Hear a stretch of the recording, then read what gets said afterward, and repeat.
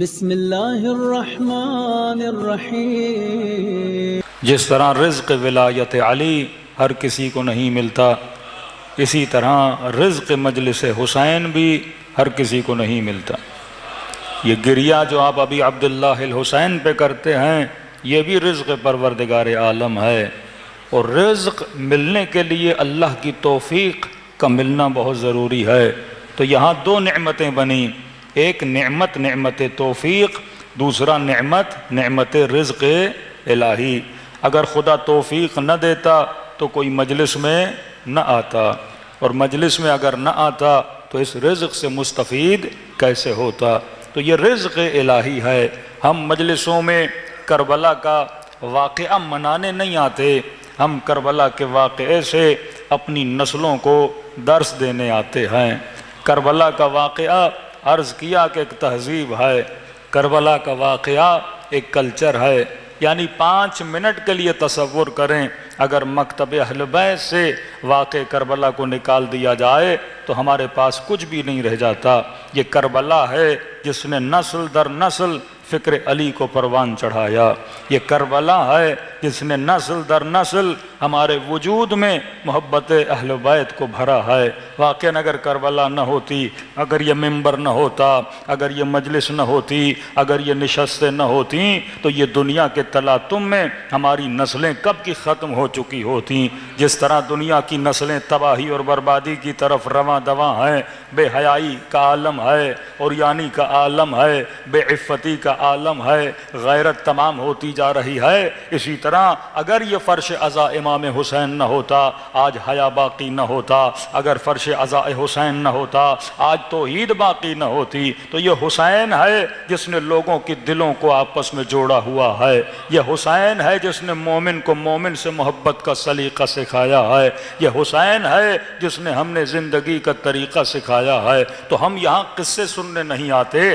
ہم یہاں کربلا سے کچھ سیکھنے آتے ہیں۔ تو ہمیں یہ سیکھنا ہے کہ امام حسین کی زندگی کا طرز کیسا تھا، اسی طرز کو اپنایا جائے اور ہم اسی طرح کامیاب ہو جائیں گے جس طرح اصحاب امام حسین کامیاب ہوئے تھے۔ یہی تو دعا ہم زیارت عاشورہ میں مانگتے ہیں کہ انی سلم لمن سالبکم، یہ دعا کہ اللہم اجعلنی محیایا محیا محمد و آل محمد، اے خدا میری زندگی وہ بنا جو محمد کی تھی اور آل محمد کی تھی، اور کہا و مماتی ممات محمد و آل محمد، اور مجھے موت بھی ویسی دے، میری انتہا بھی ویسی ہو جیسی محمد اور آل محمد کی انتہا تھی۔ پھر یہ دعا کرتے ہیں کہ اے خدا اجعلنی معکم فی الدنیا والآخرہ، مجھے حسین کے ساتھ زندگی عطا کر۔ اب یہ ساتھ سے مراد کیا ہے؟ کیا یہ ساتھ جسم کا ساتھ ہے کہ مجھے حسین کے جسم کا ساتھ عطا کر؟ ارے جسموں کا ساتھ تو بہت ساروں کو ملا، یہ ساتھ حسین کی زندگی کا ساتھ ہے، یہ ساتھ حسین کے کردار کا ساتھ ہے، یہ ساتھ حسین کی فکر کا ساتھ ہے کہ مجھے فکر حسین کے ساتھ اللہ زندگی عطا کرے، مجھے فکر حسین کے ساتھ رمق عطا کرے۔ لیکن آپ دیکھتے ہیں کئی لوگ تھے جو ظاہراً رسول کے ساتھ تھے، ظاہراً علی کے ساتھ تھے، لیکن اس ساتھ نے ان کو کوئی فائدہ نہیں دیا۔ لیکن کوئی تھا جو یمن سے آیا، نبی سے مل نہ پایا، لیکن نبی نے کہا کہ مجھے اپنے پیارے کی خوشبو آ رہی ہے۔ اصل جو ساتھ ہے وہ قلب کا ساتھ ہے۔ ایک بندہ کربلا جا کے حسین کی زری سے مل کے آتا ہے اور وہیں پہ رات کو خواب دیکھتا ہے، اے میرے زائر جب اپنے وطن میں واپس جانا تو اس زائر کو حسین کا سلام دینا۔ مولا کون؟ کہا وہ بوڑھا جو مومنوں اور عزاداروں کی جوتیاں بنا کے رکھتا ہے۔ ایک وہ ہے جو کربلا حسین کو سلام کرنے جا رہا ہے، اور ایک وہ ہے جسے حسین کربلا سے سلام بھیج رہے ہیں۔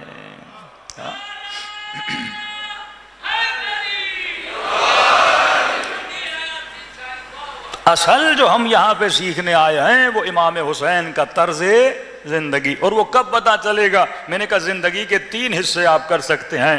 ایک زندگی کا حصہ وہ ہے جس میں اہل بیت کے معجزات ہیں، اہل بیت کا علم ہے، اہل بیت کی عصمت ہے، علم لدنی ہے، ان کی خلقت ہے، اس سے تو ہم مقابلہ کر بھی نہیں سکتے، نہ ہی کوئی بندہ اسے کاپی کر سکتا ہے، کیونکہ ہم معصوم بن نہیں سکتے، ہم نبی بن نہیں سکتے، ہم امام بن نہیں سکتے۔ یہ وہ درجات ہیں جو مخصوص ہیں اللہ کی طرف سے اہل بیت کے لیے یا انبیاء کے لیے، ان درجات تک تو ہم پہنچ نہیں سکتے، تو اس کا ذکر کرنا میری ذات کے لیے پریکٹیکلی اتنا مفید نہیں ہے۔ ہاں، بیان کرنا اس لیے کہ ان کی ذات کتنی بلند ہے وہ ایک الگ بحث ہے۔ دوسرا حصہ ان کی زندگی کا کہ وہ کپڑے کون سے پہنتے تھے، کن برتنوں میں کھاتے تھے، ان کے بال کیسے تھے، ان کا رہن سہن کیسا تھا، ان کے گھروں کی بناوٹ کیسی تھی، اس کا بھی میرے لیے کوئی زیادہ لینا دینا نہیں ہے، کیونکہ ان کا اپنا زمانہ تھا، میرا اپنا زمانہ ہے۔ ہاں، اگر کسی چیز کا حکم دیتے ہیں تو میں نے کرنا ہے۔ کھانے کے لیے مثلا یہ چیز کھاؤ، سونے کے لیے بولے رات کو اس طرح سو، چلنے کے لیے بولے اس طرح چلو، گلاس میں پانی کیسے پینا ہے، جو فرمودات اہل بیت ہیں یا رسول خدا ہیں وہ اپنی جگہ پر۔ لیکن مثلا ہم بولیں اس زمانے میں کپڑے ویسے پہنے جاتے تھے، آج بھی ہم ویسے کپڑے پہنیں گے۔ مثلا مٹی کے برتن میں پانی پیتے تھے، آج بھی ہم مٹی کے برتن میں پانی پیئیں گے۔ وہ گدھے اور خچروں پہ سواری کرتے تھے، لہذا ہم گدھے اور خچروں پہ سواری کریں گے۔ تو یہ سوچ عاقلانہ سوچ نہیں ہے۔ وہ وہی کرتے تھے جو ان کے زمانے میں اویلیبل تھا، ہم وہی کریں گے جو ہمارے زمانے میں اویلیبل ہے۔ انہوں نے کہا کھانا کھاؤ۔ اب کھانا اس زمانے میں عرب کیا کھاتے تھے، پاکستانی کیا کھاتے ہیں، انڈین اور ایرانی کیا کھاتے ہیں، یہ ہر کسی کی اپنی ثقافت اور رواج ہے۔ کھاؤ، لیکن یہ دیکھ کے کھاؤ کہ حلال کھا رہے ہو، طیب کھا رہے ہو، طاہر کھا رہے ہو۔ اصول بتا دیا۔ اب کھانا کوئی بھی ہو، آپ بریانی کھاتے ہو، نہاری کھاتے ہو، نبی نے تو زندگی میں کبھی نہاری نہیں کھائی، تو سارے ہوٹل بند کروا دو، اسلامی حکومت ہے، اب کھانا وہی کھایا جائے گا جو رسول خدا کھاتے تھے۔ یہ ہیں بعض ایسے مسلمان جو ایسی سوچ رکھتے ہیں کہ بھئی نبی جیسے امامے، نبی جیسے کپڑے، ہم مٹی کے برتن میں پانی پیئیں گے۔ تو یہ فکر عاقلانہ فکر نہیں ہے۔ نبی نے کب منع کیا ہے کہ مثلا دوسرے شیشے کے برتن میں مثلا نہ پیو؟ انہوں نے اصول بتا دیا، ایسے برتن میں پانی نہ پیو جو ٹوٹا ہوا برتن ہو، کیونکہ جو ٹوٹا ہوتا ہے اس کے اندر شیطان ہوتا ہے۔ اب شیطان سے مراد وہ شیطان جنی نہیں ہے، شیطان سے مراد جراثیم ہیں، میکروبز ہیں، اور اس برتن میں جب ٹوٹ جاتا ہے تو اس کے اندر جراثیم چلے جاتے ہیں۔ وہ ایک الگ باب ہے، باب صحت ہے، کون سا کھانا کھانا ہے، کتنے لقمے کھانے ہیں، کتنی بار چبانا ہے۔ اب لقمہ عرب کی غذا کا ہو تو اتنی بار چباؤ، لقمہ نہاری کا ہو تو کتنی بار چباؤ۔ مطلب یہ ہے کہ زیادہ چبا چبا کر کھاؤ تاکہ پیٹ میں ہماری بیماریاں نہ ہو۔ ابھی پیٹ میں تھوڑی جگہ ہو تو کھانا چھوڑ دو، یہ ایک الگ باب ہے، اس باب کے اندر میں داخل نہیں ہونا چاہتا۔ تو اس چیز سے بھی ہمارا اتنا لینا دینا نہیں ہے۔ جو فرمودات رسول ہیں، جو انہوں نے بتائے، ہم اس پہ عمل کریں گے۔ لیکن اپنے زمانے میں مثلا نبی سفید کپڑا پہنتے تھے، استحباب ہے سفید کپڑا پہننا۔ اب کیوں استحباب ہے؟ اس کا ریزن ہے کیونکہ خطہ عرب میں گرمی بہت ہوتی تھی۔ اب گرمی جہاں زیادہ ہوتی ہے وہاں پہ سفید کپڑا ٹھنڈا ہوتا ہے۔ کالا کپڑا مکروہ تھا، کیوں؟ کیونکہ گرمی میں جب آپ کالا کپڑا پہنتے ہیں تو کالا کپڑا گرمی کو اپنی طرف کیا کرتا ہے؟ کھینچتا ہے۔ تو اکثر لوگ کہتے ہیں جب روایات میں ہے کہ کالا کپڑا نہ پہنا کرو مکروہ ہے تو شیعہ کیوں پہنتے ہیں؟ تو ہماری مجبوری ہے۔ یہ کراہت ٹوٹ جاتی ہے صرف ان 10 دنوں میں، کیونکہ کالا کپڑا نشانی ہے غم کی، لہٰذا ہم غم کو ظاہر کرنے کے لیے کالا کپڑا پہنتے ہیں، ورنہ کسی کو شوق نہیں ہے کہ کالا کپڑا پہنے، کیونکہ یہ نشانی بن چکا ہے، علامت بن چکا ہے۔ اس علامت کی وجہ سے کالا کپڑا پہنا جاتا ہے۔ لیکن جب حجت خدا کا ظہور ہوگا، امام مہدی کا ظہور ہوگا، منتقم خون حسین کا ظہور ہوگا، تو سارے مومنین اپنے لباس سے کالا کپڑا ختم کر دیں گے۔ شاید ہمارے علموں کا رنگ بھی سبز ہو جائے اور ہمارے کپڑوں کا رنگ بھی بدل جائے۔ تو یہ غم تب تک باقی ہے جب حجت خدا کا ظہور نہیں ہوتا، جب تک اس کائنات میں حق کو بیان نہیں کیا جاتا، جب تک حقیقی قاتلان اہل بیت اور اہل بیت سے دشمنی کرنے والوں کا نام دنیا کو نہیں بتایا جاتا، تب تک اہل بیت مظلوم ہے۔ کہ آج قاتل کی بھی تعریف کی جائے، مقتول کی بھی تعریف کی جائے، یہ وہ ظلم ہے۔ اس ظلم کو کون مٹائیں گے؟ امام زمانہ مٹائیں گے۔ تو یہ ایک ٹیمپریری عمل ہے۔ جس طرح عاشورہ کے دن روزہ رکھنے کے لیے کئی روایات ہیں، ایون رسول خدا سے منقول ہیں کہ عاشورہ کے روزے کا بہت ثواب ہے۔ اہل بیت بھی رکھتے تھے امام حسین کی شہادت سے پہلے، لیکن جیسے امام حسین شہید ہوئے اس کے بعد بھی اہل بیت نے رکھا ہے۔ لیکن اچانک بنو امیہ نے یہ اعلان کر دیا، تبرکت بھی بنو امیہ، یہ زیارت عاشورہ میں آپ پڑھتے ہیں نا کہ عاشورہ کے دن کو بنی امیہ نے مبارک دن مانا، یعنی ایک ایسا دن الیاذ باللہ الیاذ باللہ، جس دن الیاذ باللہ ان کے بقول کوئی اسلام کا دشمن مارا گیا تھا، امام حسین کے لیے ایسی نسبتیں دیتے تھے۔ تو لہذا کہا خوشیاں مناؤ، عاشورہ کے دن اچھے کپڑے پہنو، عاشورہ کے دن خوشیاں عطر لگاؤ، عاشورہ کے دن اپنے مردوں کی قبروں پہ جاؤ، عاشورہ کے دن روزہ رکھو، یہ گویا عید کا دن ہے۔ تو معصومین نے منع کر دیا، فرمایا وہ کام نہ کیا کرو جو بنو امیہ کرتے ہیں۔ اگر سارا دن کھانا نہیں کھانا، بھئی شیعہ اتنے روزے رکھتے ہیں، عاشورہ کے دن روزے رکھنے میں میں کیا تھا؟ غدیر کو روزہ رکھیں، عرفہ کو روزہ رکھیں، شعبان میں روزے رکھیں، رجب میں روزے رکھیں، عاشورہ کے دن تو اتنے مصائب تھے، روزہ رکھنا تو بنتا تھا، لیکن فرمایا نہیں، روزہ رکھنا یہ بنو امیہ کی نشانی بن گئی ہے، وہ حسین کے قتل کی خوشی میں روزہ رکھتے ہیں، تو ایسیو تم فاقہ رکھا کرنا، یعنی شام تک کچھ نہ کھانا، لیکن افطار سے پہلے کچھ کھا لینا، تاکہ کل کو یہ نہ کہے کہ اس نے روزہ رکھا ہے، کیونکہ روزہ رکھنا نشانی بن گئی تھی بنو امیہ کی۔ جب کئی چیزیں علامت بن جاتی ہیں تو انسان کے احکام بدل جاتے ہیں۔ کالا لباس علامت غم ہے، سفید لباس علامت خوشی ہے، جب یہ علامتیں بن جاتی ہیں تب احکامات بدل جاتے ہیں۔ تو ہم نے بدل خوشی یہ کام نہیں کرتے، یہ ہمارے لیے غم کی نشانی ہے، یہ اظہار غم ہے، تب آ کے ہم بتاتے ہیں۔ صلوات پڑھے محمد والے محمد۔ حکم کے پیچھے ایک حکمت ہے، انسان اگر حکمت کو سمجھے گا تو زندگی بہترین طریقے سے گزرے گی۔ اب کہا کہ تیسرا حصہ جو اہل بیت یا انبیاء کی زندگی کا، پہلا ان کے مقامات، ان کا لینا دینا ان سے ہے، وہ ان کے ذات سے مربوط ہیں۔ تیسرا کس ماحول میں رہتے تھے، وہ اس ماحول سے مربوط ہے، کنیکٹڈ ہے۔ تیسرا یہ وہ اصول جو اہل بیت نے بتائے، وہ اصول جو خدا نے بتائے۔ کہ میں نے کسی خمسے میں یہ بولا تھا کہ مثلا ہم پہ اعتراض کیا جاتا ہے شیعہ اتنی لعنتیں کیوں کرتے ہیں، تو میں نے کہا لعنت کا اصول خدا نے بتایا ہے۔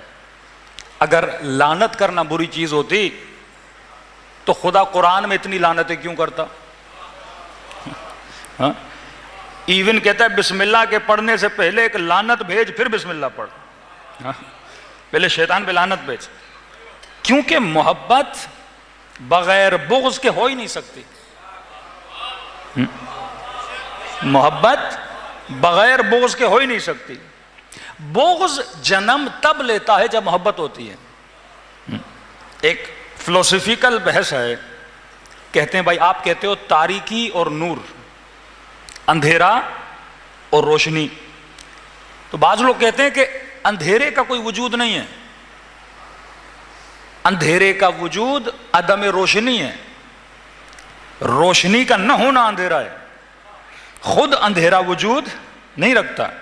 آپ بولتے ہو گرمی اور سردی، کہتے ہیں سردی کا کوئی وجود نہیں ہے، جب گرمی نہیں ہوتی تو سردی ہوتی ہے۔ تو اسی طرح بغض کا کوئی وجود نہیں ہے، جب محبت ہوتی ہے تو آٹومیٹیکلی بغض آتا ہے۔ آپ جس کے عاشق ہوتے ہو، جو بندہ اسے تکلیف دے اس سے نفرت ہو جاتی ہے۔ یعنی آج تک کوئی ایسا مسلمان ہے جو بولے مجھے رسول سے بھی عشق ہے اور ابو لہب سے بھی بڑا عشق ہے؟ یہ ہو سکتا ہے؟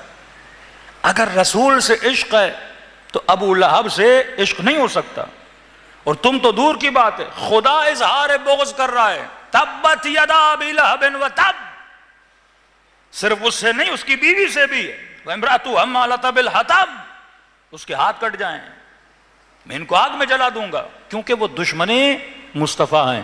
تو اگر خدا مصطفیٰ سے محبت کرے گا تو مصطفیٰ کے دشمن سے نفرت کرے گا، اگر کسی کو علی سے محبت ہوگی تو علی کے دشمن سے بھی نفرت ہوگی۔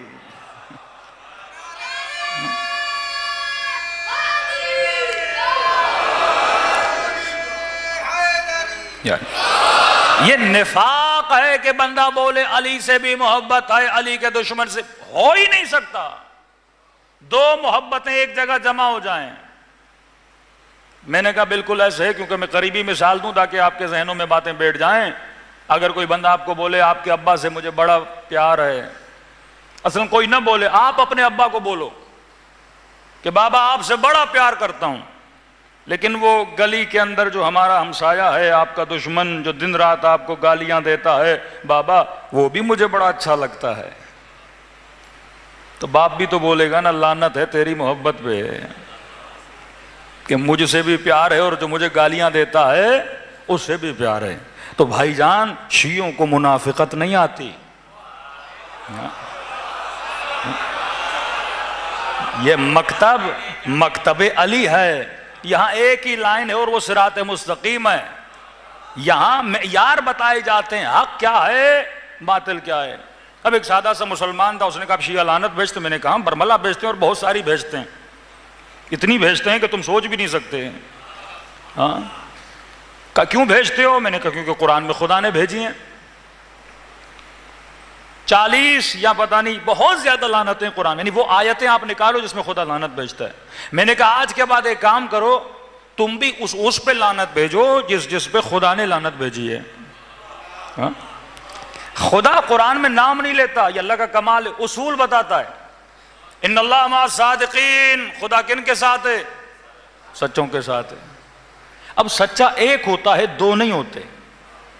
جنگ صفین ہے، علی اور امیر شام میں جنگ ہے، سچا تو ایک ہوگا نا، دو تو نہیں ہو سکتے. جنگ جمل ہے، علی میں نبی کی زوجہ میں ایک جنگ ہے، سچا تو ایک سچا ہے، دو نہیں ہو سکتے نا. اور خدا کہ اللہ مع الصادقین، میں کن کے ساتھ ہوں؟ سچوں کے ساتھ ہوں. اب یہ تم نے فیصلہ کرنا ہے کہ سچا کون ہے. تاریخ میں اختلاف ہے ہی یہی کہ سچے کون ہیں. بہت بڑا کانفلکٹ ہے امت میں. ایک نبی کی بیٹی لقب ہے صدیقہ، ایک نبی کے صحابی لقب ہے صدیق. کتنا بڑا کانفلکٹ ہے نا.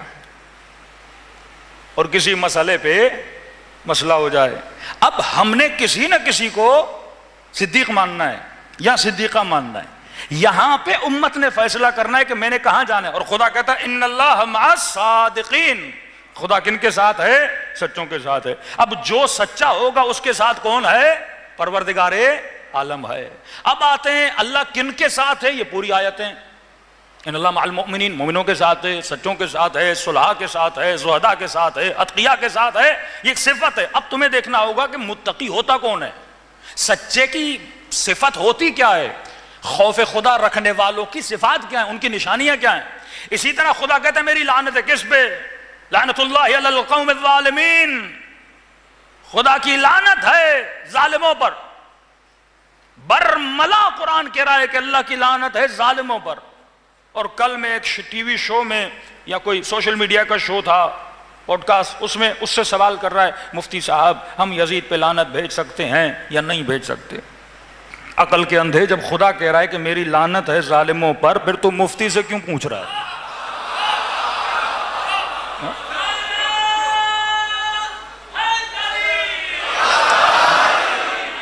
جب معاشرہ مفتی پرور ہو جائے، یہ نہ کہے کہ خدا کیا کہتا ہے، میرا مفتی کیا بولتا ہے، میرا مولوی کیا بولتا ہے. یہ بیماری ہمارے بازیوں میں بھی آ گئی ہے، شخصیت پرستی کی بیماری. میرے استاد نے یہ کہا ہے، میرے مولانا نے یہ کہا ہے، میرے تنظیم کے لیڈر نے یہ کہا ہے. وہ یہ دیکھ خدا کیا کہہ رہا ہے. اصل خدا ہے، باقی سارے فرع ہیں. لعنت اللہ علی القوم الظالمین، خدا کی لعنت ہے ظلم کرنے والوں پر. لعنت اللہ علی الکاذبین، خدا کی لعنت ہے جھوٹوں پر. ہاں، خدا کی لعنت ہے زانیوں پر. ہاں، خدا کی لعنت ہے شرک کرنے والوں پر. اب یہ اللہ لعنت بھیج رہا ہے، مصداق بتا رہا ہے. اب مصداق تلاش کرنا کس کا کام ہے؟ امت کا کام ہے. قرآن تمہیں روش دیتا ہے، تعصب کی بات نہیں ہے، ضد کی بات نہیں ہے، بات علم ہو رہی ہے. خدا کیا دیتا ہے؟ روش دیتا ہے، طریقہ دیتا ہے، اسلوب دیتا ہے، طریق دیتا ہے. اس طریق پہ کس سے چلنا ہے؟ امت نے چلنا ہے. صلوات پڑھے محمد و آل محمد پر.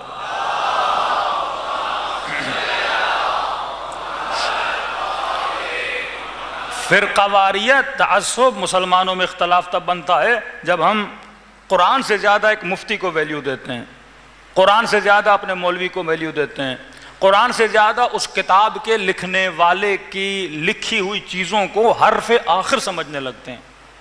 بھائی جتنی کتابوں میں حدیثیں ہیں سب جنہوں نے جمع کی، جنہوں نے لکھی، وہ غیر معصوم تھے.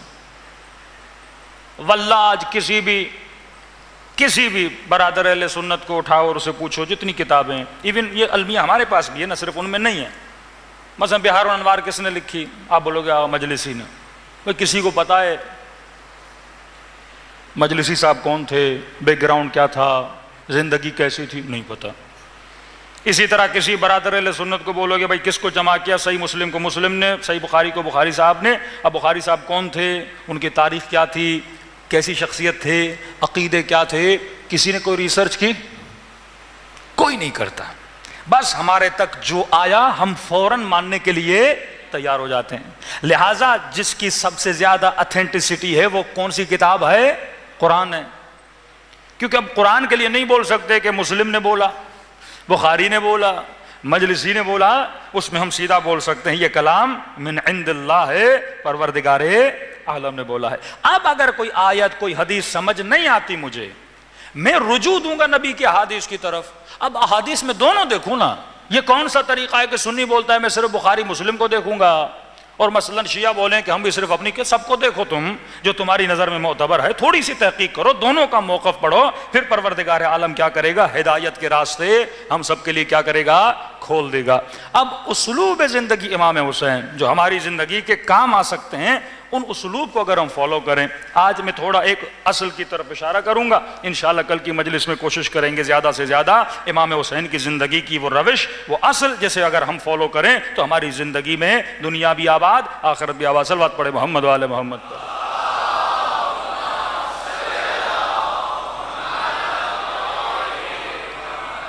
وَأَجِّلْ فَرَجَهُمْ، قرآن کی کل میں نے ایک آیت پڑھی تھی، الطیبات للطیبات والخبیثات للخبیثات۔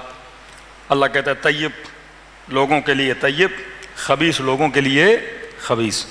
اگر تو طیب ہوگا، پاک ہوگا، تیرا انتخاب بھی کیا ہوگا؟ طیب ہوگا۔ زندگی یا پاک ہے یا ناپاک ہے، زندگی یا نور ہے یا ظلمت ہے۔ اگر تو نورانی ہے تو تو نور کے پیچھے لگے گا، اگر تو طیب ہے طیب کی تلاش کرے گا۔ ابن زیاد کا دوست کون ہے؟ مروان ہے۔ ابن سعد کا دوست کون ہے؟ شمر ہے۔ حسین کے دوست کون ہیں؟ حبیب ابن مظاہر ہے۔ دوستوں کو دیکھو نا، اب کہتے ہیں بھائی فلاں کی علی سے بڑی دوستی تھی، علی فلاں کے ساتھ۔ میں دیکھوں گا کہ علی سب سے زیادہ کس کے ساتھ بیٹھتے تھے؟ وہ دوسری چیزوں کو چھوڑ دو، علی کی محفل میں کون سے اصحاب آتے تھے؟ میثم، ابو ذر، سلمان، مقداد، قنبر، بلال، یہ گھیرے ہوئے تھے علی کے گرد۔ اسی طرح دوسرے لوگ تھے، ان کے گرد بھی گھیرا تھا۔ اب جو علی کے گرد تھے آپ ان کی ہسٹری پڑھو، اور جو دوسرے تھے آپ ان کی ہسٹری پڑھو۔ جو علی کے ساتھ تھے ان کی انتہا دیکھو، جو دوسروں کے ساتھ تھے ان کی انتہا دیکھو، تو تجھے اثر سمجھ میں آ جائے گا۔ حبیب حسین کا ساتھی ہے، کربلا میں آ کے امام حسین پہ اپنی جان کو قربان کرتا ہے نا۔